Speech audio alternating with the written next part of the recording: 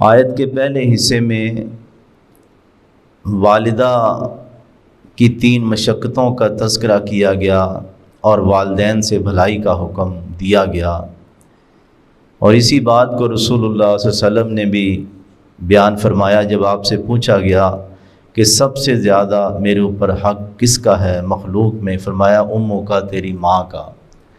3 دفعہ آپ نے ماں کا تذکرہ کیا اور 4تھی دفعہ باپ کا تذکرہ کیا۔ اب فرمایا جا رہا ہے حتی اذا بلغ اشدہ، جب یہ اولاد پختہ عمر میں پہنچ جاتی ہے، وبلغ 40 سنۃ، اور 40 سال عمر ہو جاتی ہے۔ ویسے تو پختگی کی عمر 30 سال میں بھرپور بندہ جوان ہو جاتا ہے، لیکن عقل کی پختگی کہتے 40 سال میں مکمل ہو جاتی ہے۔ اسی لیے انبیاء کو اللہ نے وحی بھی عموماً 40 سال یا اس کے بعد دی۔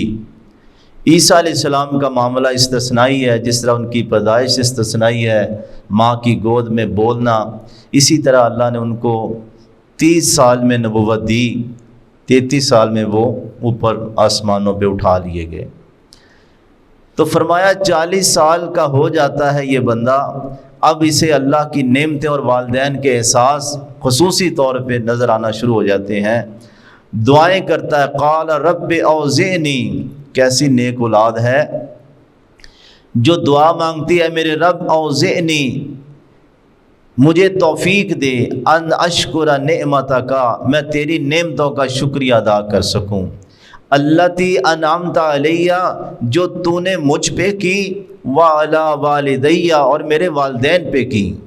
یعنی کہ صرف یہ نہیں کہ جو مجھ پہ کی ہے نعمتیں میں اس کا شکریہ ادا کروں، جو تو نے میرے والدین پہ کی ہیں، اسلام کی شکل میں، صحت کی شکل میں، اچھی سوچ اور فکر کی شکل میں اس کا بھی شکریہ ادا کر سکوں۔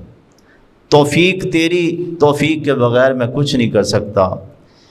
وَأَنْ أَعْمَلَ صَالِحًا، اور صرف دعائیں نہ مانگتا رہوں بلکہ عملاً مجھے یہ بھی توفیق دے، وَأَنْ أَعْمَلَ صَالِحًا، میں نیک عمل کروں۔ نیک عمل کون سا ہے؟ جو سنت اور شریعت کے مطابق ہو اور خالص اللہ کے لیے ہو، یہ 2 شرطیں ہیں۔ لیکن ساتھ خصوصاً پھر فرما دیا گیا ترضاہ، اللہ جس کو تو پسند بھی کرے، کیونکہ ایک نیک عمل ساری دنیا اس کو داد دے رہی ہے، لیکن اگر رب کی طرف سے داد نہیں مل رہی تو اس عمل کی کوئی حیثیت نہیں۔ تو شریعت کے مطابق بھی ہو اور تو اس کو پسند بھی کرے، وہ مقبول عمل ہو۔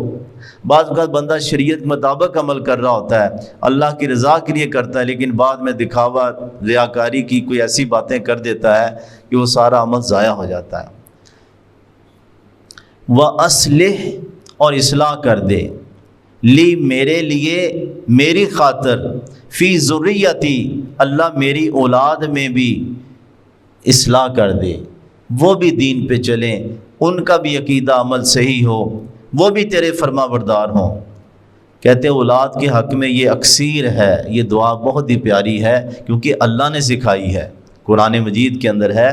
بلکہ ایک تابعی نے، یعنی کہ ان کے پاس، تابعی کے پاس کوئی بندے نے آ کے شکایت کی کہ میری اولاد فرما بردار نہیں ہے، تو کہا یہ آیت پڑھا کرو، یہ اللہ نے جو بتلائی ہے کہ اللہ میری خاطر، میرے لیے، میری اولاد میں بھی اصلاح فرما دے۔